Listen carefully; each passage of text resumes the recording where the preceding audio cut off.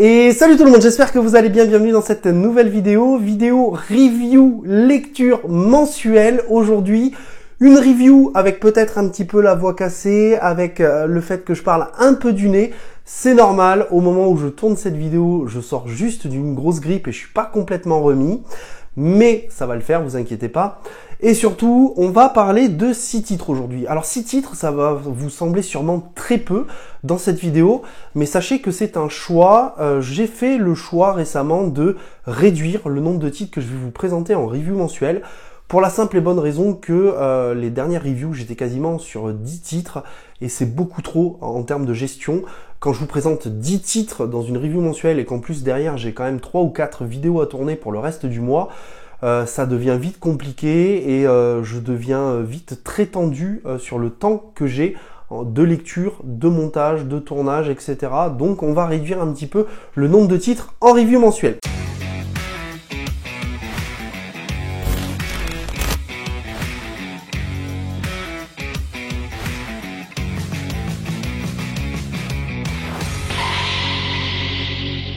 On va commencer tout de suite avec l'un des livres que m'a offert mon cher Mills, chez qui j'ai passé un week-end. Et je vous invite à aller voir les 2 vidéos qu'on a fait ensemble, qui s'affichent juste ici. Le premier, c'est Hard-Boiled de Monsieur Frank Miller et au dessin Geoff Darrow. Et on peut d'ores et déjà parler de l'édition. C'est sorti chez Futuropolis. C'est absolument incroyable. Regardez-moi ce format BD franco-belge avec ce dos arrondi. C'est magnifique.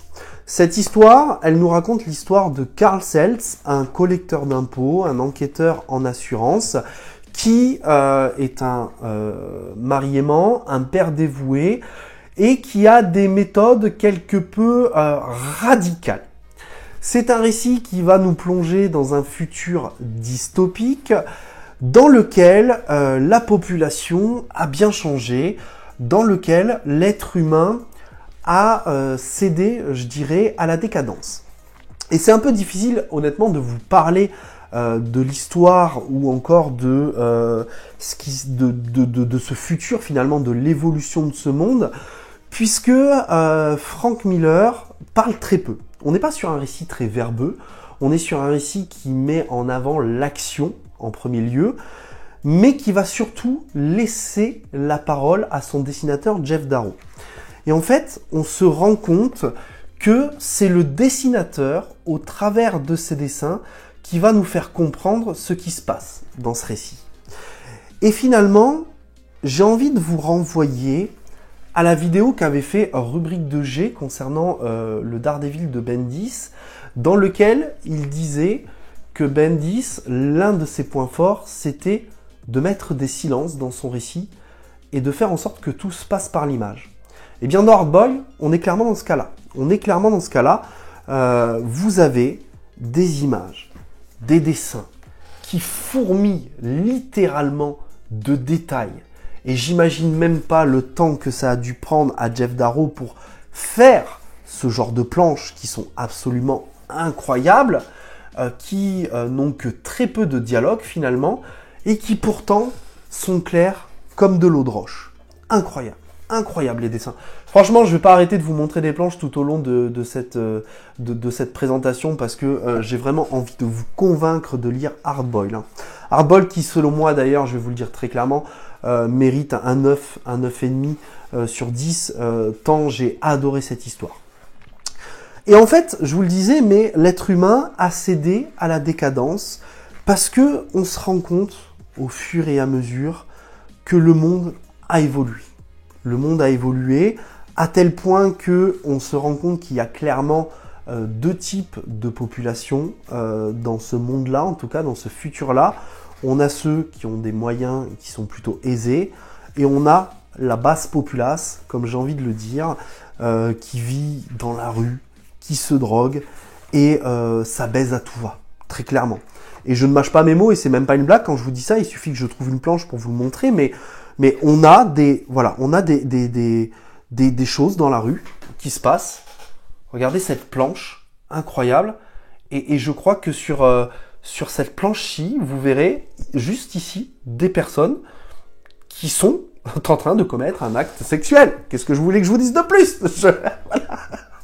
Donc vraiment, c'est un récit absolument incroyable, au scénario assez finalement simpliste, parce que si vous êtes fan de cinéma, que vous connaissez Terminator, que vous connaissez Matrix, que vous connaissez Robocop, on est sur ce type de scénario-là, Mad Max. Enfin, c'est un mélange un peu de tout. Et d'ailleurs, ce récit, il a vraiment un côté très cinématographique dans l'action, par exemple, dans les pages et dans tout ce qu'il va nous présenter. C'est un récit qui nous présente un personnage avec beaucoup de rage et j'ai adoré. C'est un récit qui mérite clairement une deuxième lecture parce qu'à la fin de la première lecture, je me rappelle avoir dit à Mills, j'ai adoré, mais il me faut une deuxième lecture parce que j'ai pas tout compris, très clairement. Et finalement, j'ai pas eu le temps forcément de faire une deuxième lecture avant cette vidéo-là. Et je me rends compte que l'idée que je m'étais faite du récit, ma compréhension, elle a énormément mûri. Et finalement, ça y est, pour moi, tout est clair. Littéralement, j'ai adoré ce récit que je ne peux que vous recommander très clairement. On va partir sur le deuxième récit que m'a offert mon cher Mills, qui n'est autre que Kent State de Derf Backderf, qui nous raconte l'histoire du 4 mai 70 sur le campus de l'université de Kent State, dans lequel un rassemblement d'étudiants opposés à la guerre du Vietnam va se finir d'une façon très triste, puisque on va avoir notamment 4 morts dans ce rassemblement d'étudiants. Alors Kent State, c'est littéralement le genre de récit que je n'aurais pas acheté, très clairement, parce que on est déjà sur du noir et blanc, et vous le savez, si j'aime le noir et blanc, c'est principalement sur le manga, je préfère les comics en couleur. Sur les dessins, on est entre du strip et de la caricature, et là, encore une fois, c'est pas très dérangeant, mais c'est pas forcément les dessins que je préfère. Typiquement, je préfère largement ce que nous propose Geoff Darrow sur Hardboiled pour comparer que les dessins de Derf Backderf. Désolé, j'ai un peu de mal avec son nom. Pour autant, c'est un récit qu'a présenté Mills sur sa chaîne, et je vous renvoie tout de suite vers sa vidéo parce que c'est très détaillé, ce sera peut-être plus détaillé que moi. C'est un récit qui a touché Mills, qui a versé sa petite larme, et c'est un récit qui m'a touché énormément. Alors pourquoi il m'a touché ce récit? Parce que c'est des faits historiques, première chose, et moi j'adore quand on me parle d'histoire et quand on me fournit un travail de recherche incroyable, et là c'est le cas. On est sur un récit qui est quand même très verbeux, qui nous impose des textes comme ici par exemple, où vous avez plein de textes qui vous racontent des choses sur le maire en place, sur la police en place, sur la situation politique, sur les différents groupuscules qui existent à ce moment-là, puisqu'on va nous parler de différents groupuscules aussi. Et en fait, j'ai adoré la montée en pression, la tension de ce récit qui va fatalement arriver sur le pire. On le sait quand on va acheter ce bouquin, on le sait en tout cas en lisant la 4e de couverture. Et le pire, ce n'est finalement pas la mort de ces étudiants. Putain, ça y est, ça commence à monter, rien que de m'en rappeler. Ce n'est pas la mort de ces étudiants, ce n'est pas forcément les dessins, parce que même si les dessins sont un peu... sont pas forcément violents, les dessins, mais ils sont tristes de réalité. C'est surtout le détail des faits dans cette œuvre, parce que ça s'est passé. Ça s'est passé, et Derf Backderf va nous raconter l'histoire, va nous expliquer les détails, les recherches qu'il a fait, qu'il a effectuées pour arriver à l'écriture de ce récit.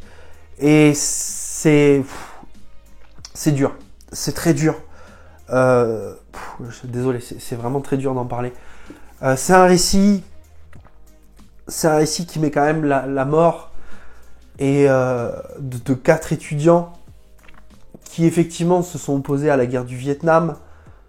Pourquoi? parce que le président en place à cette époque-là envoyait les étudiants comme de la chair à canon, en fait. C'est horrible. C'est horrible. Humainement, c'est horrible. Et on a des morts, mais on a aussi des blessés. On a des gens qui deviendront handicapés. Et en fait, on se rend compte, quand on est dans mon métier, dans la prévention, dans la qualité, la sécurité, l'environnement, qu'il y a plein de torts des deux côtés. Il y a plein de choses qui se sont passées, qui n'auraient pas dû se passer. Et c'est terrible. Et vous voyez, rien que d'y penser, l'émotion me monte. C'était fabuleux comme récit. C'était incroyable. Et même si c'est pas du tout le genre de bouquin que j'ai envie d'acheter de mon propre chef, c'est quand même un récit qui vaut 9 sur 10 et qui est absolument incroyable et que je ne peux que vous conseiller. Vraiment, vraiment. Ouf, excusez-moi pour ces petites larmichettes, je suis désolé, faut que je me remette un petit peu. On va parler maintenant de La Nuit de la Goule chez Delcourt, qui nous raconte l'histoire de l'enquête d'un passionné sur le cinéma et qui va découvrir dans des archives eh bien, le film La Nuit de la Goule. Et de ce fait, il va vouloir se rendre au chevet, entre parenthèses, du réalisateur, du producteur de La Nuit de la Goule. C'est un récit pseudo-horrifique. En tout cas, c'est un des récits qui tire le mieux son épingle du jeu dans le monde de l'horrifique, parce que souvent j'entends que certains récits sont horrifiques et alors qu'ils ne le sont pas réellement. Là, c'est le cas. Sur quel type de récit on pourrait comparer La Nuit de la Goule? On pourrait comparer La Nuit de la Goule à The Grudge, à The Ring, très clairement. C'est le genre de récit qui me vient le plus comme ça en tête. C'est un récit qui est un récit presque huis clos finalement, puisque tout presque se passe quasiment dans l'hôpital dans lequel le père et son fils vont aller rencontrer le fameux producteur de La Nuit de la Goule. Alors, personnellement, c'est un récit que j'ai beaucoup aimé, qui se lit assez facilement, qui a une ambiance vraiment horrifique pour le coup, avec des dessins, avec des ombrages, avec des ancrages, vraiment qui tendent vers l'horrifique, avec des couleurs comme ça, un peu jaune, un peu rouge, un peu orangé. Et c'est vraiment très très intéressant ce récit, parce que finalement le récit va nous raconter quelque chose à un instant T, mais tout va être alimenté par d'autres temporalités. On va voir des flashbacks qui vont nous ramener à la Première Guerre mondiale, excusez-moi, comme ici par exemple, et on va avoir d'autres flashbacks sur d'autres choses, mais ça je peux pas vous en parler, sinon je vais vous spoiler. Les flashbacks, on a choisi de les mettre en gris, noir et blanc, et ça rend plutôt bien, honnêtement. D'ailleurs, les dessins, j'en ai pas parlé, c'est Francesco Francavilla, et je trouve que c'est plutôt bien, en réalité. On a des traits plus épais concernant les personnages, concernant les dessins, mais ça rend plutôt pas mal, finalement. J'aime beaucoup les visages des personnages. Là, ce visage-là qui présente beaucoup de détermination, de la compréhension. Enfin, c'est assez expressif, honnêtement. J'aime beaucoup. Regardez-moi cette planche que j'adore.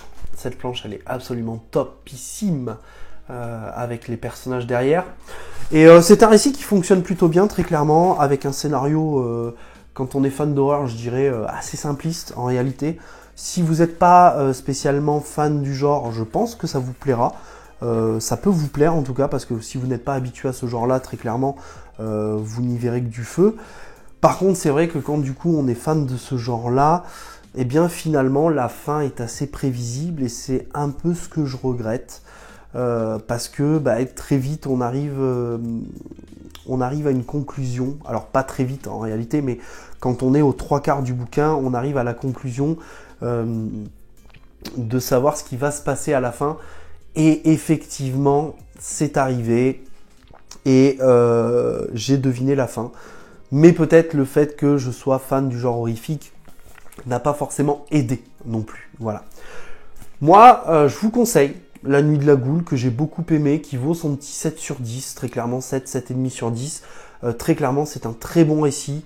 J'ai beaucoup aimé. Je parle jamais de l'édition chez Delcourt, mais l'édition est absolument bien. Elle est très bien. J'aime beaucoup ce que fait Delcourt. C'est propre, c'est épuré. Non, vraiment, La Nuit de la Goule, très très cool. Très très cool. On continue chez Delcourt avec Télépathe de J.M. Straczynski, qu'on connaît notamment sur Spider-Man, qui nous raconte l'histoire d'une gigantesque perturbation électromagnétique qui va entraîner l'apparition soudaine de pouvoirs télépathes. Alors, compliqué ce récit-là parce que je ne l'ai pas spécialement aimé, je ne l'ai pas spécialement approché. Peut-être parce que d'une part, j'avais beaucoup d'attentes sur ce récit que je voyais comme une alternative aux X-Men. Peut-être. Peut-être. Le fait est, c'est que ce récit est beaucoup trop verbeux. Beaucoup trop verbeux. Ça parle tout le temps, mon Dieu, ça parle tout le temps. Et en fait, ça parle tellement tout le temps que tu as besoin de faire des pauses à un moment, parce que ce n'est pas possible, en fait. Tu engranges de l'information tout le temps, tout le temps, tout le temps, tout le temps. Et c'est très compliqué. C'est très compliqué parce que on est dans un récit qui va nous parler de politique. On va être dans un récit qui va nous parler de plein de thématiques différentes, notamment l'apparition de personnages qui vont avoir des pouvoirs. Et en ça, c'est quand même assez proche des X-Men parce que effectivement, on a une peur, on a une incompréhension aussi de ces pouvoirs-là. Les dessins sont plutôt pas mal, même si d'une certaine manière, j'ai du mal avec ces dessins-là. Et je saurais pas dire pourquoi, en fait. C'est très réaliste, c'est vrai, mais c'est peut-être ce côté très réaliste qui, finalement, fait que ça ne me convient pas. Je sais pas. Il y a quelques planches également, voilà, comme ça, là, pour les chapitres qui sont faits à l'ordinateur, comme sur la couverture notamment, qui me font décrocher du récit. Je sais pas, le rythme du récit ne m'a pas convenu. Les dessins, vraiment, c'est peut-être une histoire qui se prend un peu trop au sérieux. Peut-être aussi. J'ai eu vraiment beaucoup de mal avec cette histoire. Si vous êtes fan des X-Men, si vous recherchez une alternative aux X-Men, je pense vraiment que ça peut vous plaire. Et en ce sens, je vous recommanderais le récit. Mais si vous cherchez une histoire de super-héros, là, malheureusement, je ne vous recommanderais pas ce récit parce que c'est pas du super-héros. C'est l'histoire à un instant T de l'apocalypse d'une certaine manière qui va provoquer des pouvoirs télépathiques à des personnes. Voilà. Et est-ce que ça va plus loin que ça? Je suis pas certain. Mais en tout cas, j'ai pas du tout été convaincu par cette lecture, malheureusement. Je vous propose de finir avec deux indépendants. On va commencer avec Orphan et les 5 bêtes, publiés chez Comics Initiative, avec au scénario et au dessin James Tokoe. Ce récit, c'est un récit que vous avez vu passer dans ma vidéo « On sait échanger nos comics » avec Mills, qui m'a proposé de lire ce récit et j'ai choisi plutôt le Punisher. Et j'avais quand même feuilleté le récit chez lui et je l'ai trouvé absolument waouh. Et il m'a dit c'est du James Tokoe. Et là, James Tokoe, dans ma tête, ça m'a fait penser à Godzilla The Elf Century War. Si vous ne l'avez pas vu, j'ai fait une vidéo sur Godzilla. Et Godzilla, j'en parle notamment dans ma vidéo sur commencer les comics indépendants. Et du coup, j'avais beaucoup aimé la proposition de James Tokoe sur Godzilla. Et de ce fait, James Tokoe nous propose quelque chose dans la même veine, au niveau des dessins en tout cas. Et cette histoire nous raconte les dernières paroles d'un maître à sa guerrière, Orphan Mo, à qui il va demander d'éliminer en fin de compte 5 bêtes, qui sont 5 anciens disciples à qui il a enseigné son art, mais de façon divisée, séparée. Je vous donne un exemple par exemple, mais pour l'art des coups de pied, il l'a enseigné à un disciple, pour l'art des coups de poing, il l'a enseigné à un autre disciple, et en fait, son art complet se retrouve dans les 5 disciples.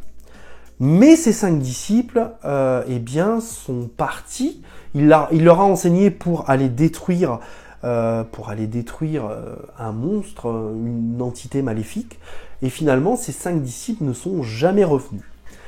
Et il va va du coup se repentir d'une certaine manière en enseignant son art à une guerrière qu'il a recueillie très très jeune, Orphan Mo, du coup, à qui il va demander à son chevet d'aller détruire ces 5 disciples, ces 5 bêtes. Voilà. Donc on est dans le pur récit asiatique, en tout cas il en a clairement l'essence, ce récit-là. Moi c'est des choses que je retrouve dans les films, c'est des choses que je retrouve dans les animés, dans les mangas, et c'est absolument incroyable. J'ai adoré ce récit, déjà au dessin très japonais, très manga, et ça c'était déjà ma remarque sur Godzilla The 11th Century War. Et là encore une fois on retrouve les traits impeccables de James Tokue. Les dessins sont absolument incroyables, formidables. C'est vraiment un pur délire visuel. Honnêtement, j'ai adoré Orphan.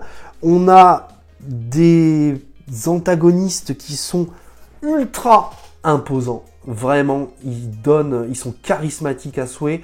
Notre guerrière est charismatique à souhait également.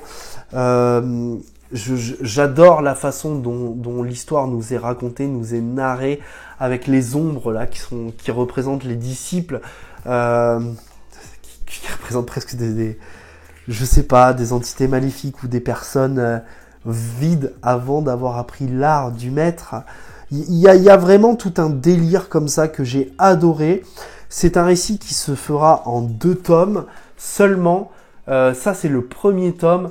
Vraiment, je ne peux que vous recommander ce récit qui est absolument incroyable, qui est au prix de 18 €. Actuellement, c'est peut-être ce qui se fait de mieux dans l'indé, très clairement. Donc vraiment, je vous invite à foncer parce que c'est vraiment incroyable. J'ai adoré. Les combats sont dynamiques, on a des belles planches comme ça, des pleines pages comme ça, qui sont topissimes. Vraiment, j'en perds mes mots, tant c'est absolument génial. Je ne peux que vous le reconseiller, c'est un sacré délire. Et en plus, on a un scénario archi original, donc que demande le peuple? Allez, je vous propose de finir avec Wilusha, un récit historique, une BD historique qui nous raconte les derniers instants de la cité de Troie, les dernières heures de Troie, édité chez Petit à Petit. De ce fait, c'est un récit historique qui va nous raconter les dernières heures de la cité de Troie vis-à-vis de cette guerre qui a duré plus de 10 ans. Donc, l'auteur a choisi de vraiment nous raconter les derniers instants, une guerre qui arrive à bout de souffle, et on est sur un récit vraiment plutôt sympa. Moi, j'ai beaucoup aimé. Je sais qu'on en a parlé avec Mills, et je sais que Mills m'a dit qu'il avait pas spécialement kiffé. Moi, j'ai plutôt aimé parce que j'aime les récits historiques, un peu comme avec Kent State, mais je suis aussi un grand fan de mythologie, et tout ça, moi, ça me plaît, du coup. Et j'ai adoré les planches qui m'ont fait totalement vibrer dans ce récit, qui sont absolument incroyables, comme cette planche avec les bateaux en bas, ou encore l'autre page qui représente des personnages avec des corps absolument incroyables. Ça, c'est absolument génial.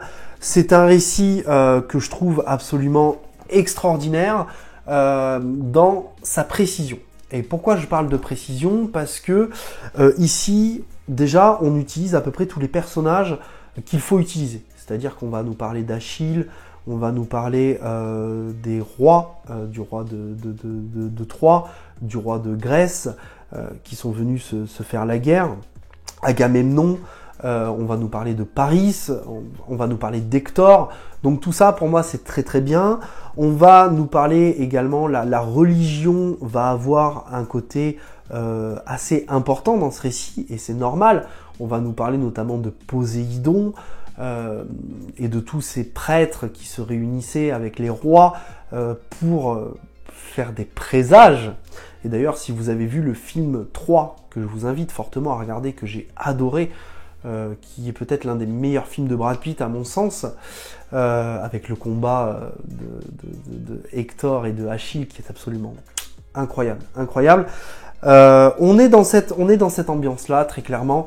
On est sur un récit historique, donc il y a très peu d'action au début finalement, puisque la dernière bataille, ça va être la bataille de fin qui va permettre aux Grecs de prendre Troie. Et là, je suis désolé, mais c'est pas un spoil, hein, mais c'est tout le monde est censé, à mon sens, connaître cette histoire avec le cheval de Troie, et le fameux cheval de Troie. Et si vous êtes fan, si vous kiffez l'informatique, c'est pas pour rien qu'on parle de cheval de Troie. Hein. Voilà. Tout un lien, tout est lié. Ils sont partout. Vraiment, moi j'ai beaucoup aimé. Alors c'est sûr qu'il faut pas s'attendre à un récit ultra dynamique, très rythmé par l'action, etc. Même s'il y a du rythme, ça parle quand même un peu. Mais moi j'ai beaucoup aimé. Honnêtement, c'était un beau petit voyage quelques années auparavant, si je puis dire, quelques milliers d'années auparavant même. J'ai adoré. La couverture, enfin le livre est absolument incroyable. Et en plus, on a plein d'infos. À la fin du bouquin sur la guerre de Troie, sur comment ont été utilisées les informations.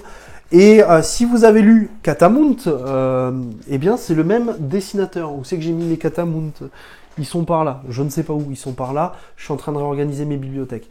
Ils sont par là, j'avais adoré Catamount, je vous l'ai présenté très récemment. Louis Loucha, non, c'est vraiment une bonne petite BD que je ne peux vous recommander sur la guerre de Troie. Voilà, j'espère que cette vidéo un peu plus courte que d'habitude, je pense, ou en tout cas en termes de récit, vous aura plu. N'hésitez pas à me dire en commentaire ce que vous avez lu ce mois-ci, si vous avez aimé les récits que je vous ai présentés, si vous êtes d'accord avec ce que je vous ai dit, si l'un de ces récits vous donne envie, ça m'intéresse aussi beaucoup. Je vous dis à très très vite, prenez soin de vous et n'oubliez pas, hein, de grands comics, de grandes BD impliquent de grandes lectures. Ciao tout le monde!